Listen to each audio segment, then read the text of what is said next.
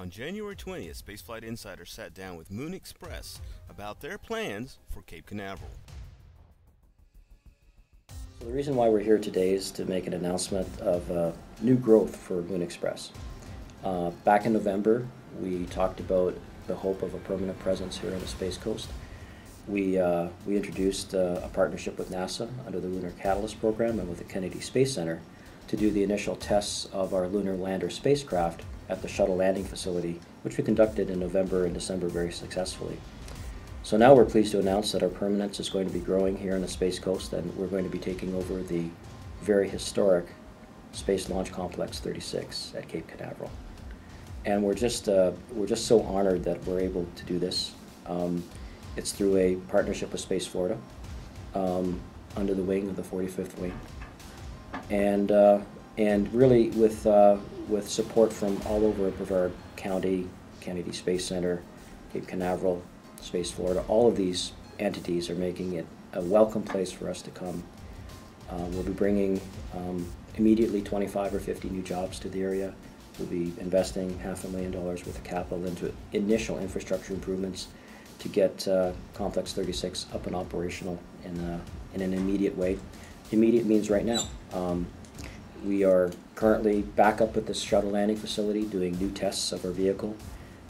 In the next few months, we'll be doing the renovations, some early renovations at 36 that allow us to move our people and our operations there in a first phase by the second quarter of this year. And by the end of this year, we're going to see new spacecraft flying in the air over Cape Canaveral that will eventually go to the moon. Richards discussed at length his company's plans for the historic launch complex.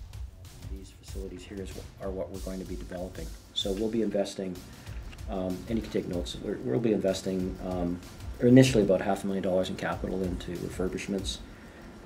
The engineering and high bays for our spacecraft integration will be here. Our flight test pads are actually over here. So we'll be flying the vehicle at this distance, a continuation of the work that we're already doing at SLF, and developing a sequential set of vehicles of more complexity leading up to our flight vehicle. Right. We'll be likely building a hazard field or a moonscape here ourselves. Of your own? Of our own, right. But we're going to maintain our relationship, our great relationship with Kennedy Space Center. And there may be times when it just makes sense. There's a lot of infrastructure and a lot of support at the SLF that we've enjoyed. And as we build up our own facilities here, we'll be keeping our foot in both camps.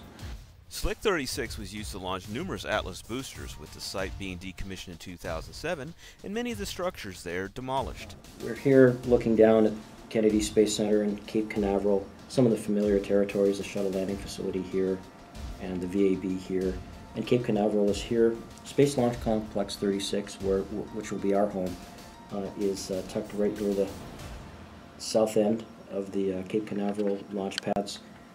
As we zoom in, you can see it's a facility that has proximity to the coast. It's about 133 total acres. About 55 of those have been disturbed, meaning they have been developed in the past, and Space Launch Complex 36 has over 150 launches. It was mothballed in 2005.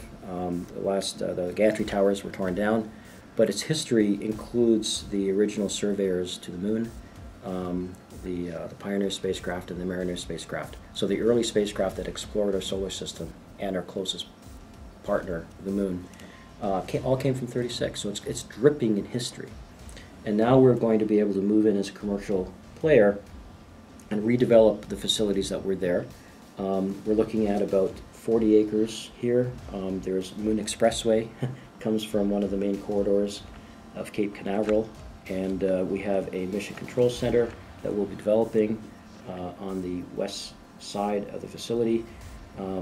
Over towards the east, heading towards the coast, we have launch pads and flight pads that will be flying our vehicles. Centerpiece here really are the facilities, the annex buildings and the blockhouse that we'll be developing as our core engineering and integration facilities. One of the things I'm most excited about is the blockhouse. I've renamed it, if it's okay, to Moon Mountain, because that's where we will be conducting most of our engineering and integration activities of our spacecraft. Perhaps one day actually renovating, rejuvenating this famous blockhouse where so many missions to explore the solar system and the moon were launched to our own mission control. If everything continues to go according to plan, Moon Express hopes to launch its spacecraft to the moon in 2017. This has been Jason Ryan with Bill Jelen for SpaceflightInsider.com.